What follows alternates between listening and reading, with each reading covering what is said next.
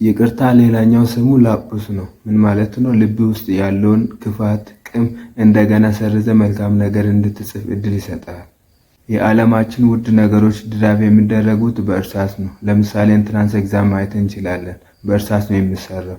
ከስክሪፕቶ በላይ ስለምጽፍ ሳይሆን የተሳሳትነውን ነገር እንደገና ሰርዘን የመጻፍ እድል ስለምሰጠን። ይቅር ማለት በጣም ብዙ ጥቅም አለው። ይቅርታ ማድረግ በጣም ለህይወታችን ብዙ ጥቅም አለው። ይቅርታ አለማድረግ፣ ይቅርታን አለመስጠት፣ ቂም መያዝም ደግሞ በጣም የከፋ ችግር አለው። ለምሳሌ ይቅርታ ለማድረግ ፖርቲካል የሚባል ሆርሞን በህይወታችን በሰውነታችን ላይ እንዲጨምር ያደርጋል። ያ ሆርሞን ደግሞ ሱካር፣ ደም ግፊት፣ የጨጓራና የጉበት ቁስለት ያመጣል። ያ ደግሞ መጨረሻው ምን እንደሆነ አልጨርሰውም፣ ታውቁታላችሁ። ባይዘው ቂም ከያዝንበት ሰው ይልቅ ቂም በመያዛችን የምንጎዳው እኛው ራሳችን ነን።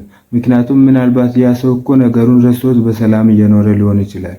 እንደበደለን እኛ ቂም ይዘንበታል በድሎናል ብለን፣ ነገር ግን እሱ ረስቶት ሁላ ሊሆን ይችላል። ስለዚህ ዞሮ ዞሮ ጉዳቱ ለኛ ነው ማለት ነው።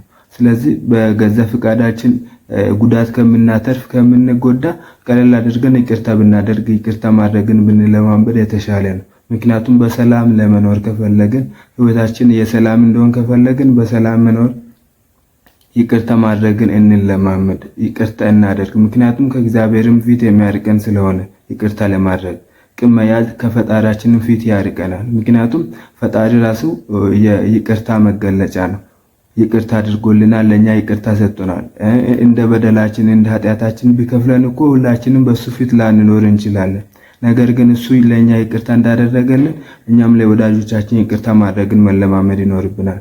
ይቅርታ የተደረገልን ሰዎች ደግሞ ለሌሎች ይቅርታ የማናደርግ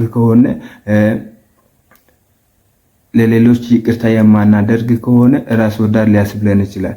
ስለዚህ ይቅርታ ማድረግን እንለማመድ እላለሁ።